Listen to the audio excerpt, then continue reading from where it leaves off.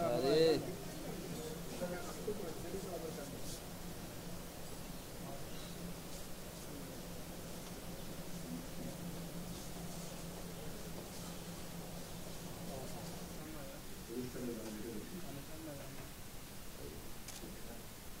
সেখানে আমাদের সকলের কথাই শুনুন। আমাদের প্রিন্ট এবং ইলেকট্রনিক মিডিয়া সম্বন্ধিত সহকর্মীরা যারা আছেন তাদের অনুরোধ করবো আপনারা শুনতে বেশি আগ্রহী হই, ওনাদের মতামতগুলো শুনতে বেশি আগ্রহী হই। ফলে আমাদের এই সভা এটা খুব সংক্ষিপ্তই হবে, খুব লম্বা করার সুযোগ নেই। আমি প্রত্যেককেই মানে উৎসাহ দেব কিংবা অনুরোধ করব, আপনারা কাউকে সম্বোধন না করে, এখানে আমরা অনেক বসে আছি, সম্বোধন করলে অনেক সময় নষ্ট হবে, কাউকে সম্বোধন করার প্রয়োজন নেই। প্রত্যেকে একদম নিজের বক্তব্যটা সংক্ষিপ্ত আকারে বলবেন এবং বক্তব্যের মধ্যে দুইটা বিষয় থাকতে পারে। নতুন কিছু করে থাকেন আর নতুন কোনো আইডিয়া থেকে থাকে, সেই ক্ষেত্রে এই দুই ধরনের বিষয়ে বলেন, যেন আমরা সমৃদ্ধ করতে পারি এবং আমরা আমাদের প্রাথমিক শিক্ষাকে সমৃদ্ধ করতে পারি।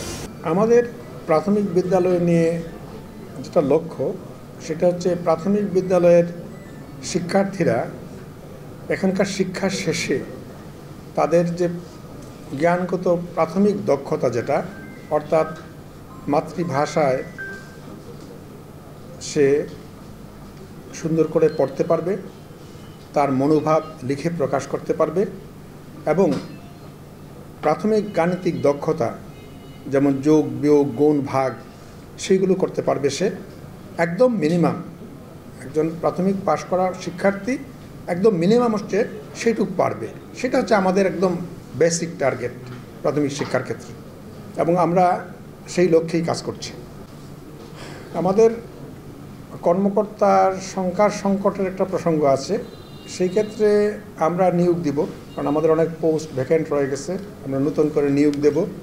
প্রমোশনের একটা প্রসঙ্গ রয়ে গেছে, আমরা প্রমোশন দেব।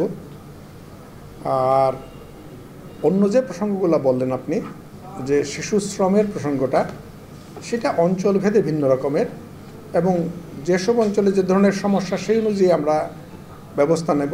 যেমন ধরুন, আমরা মিড ডে মিল চালু করছি, যেটা অনেক শিশুকে উৎসাহিত করবে স্কুলে অবস্থান করতে এবং পড়াশোনা চালাতে।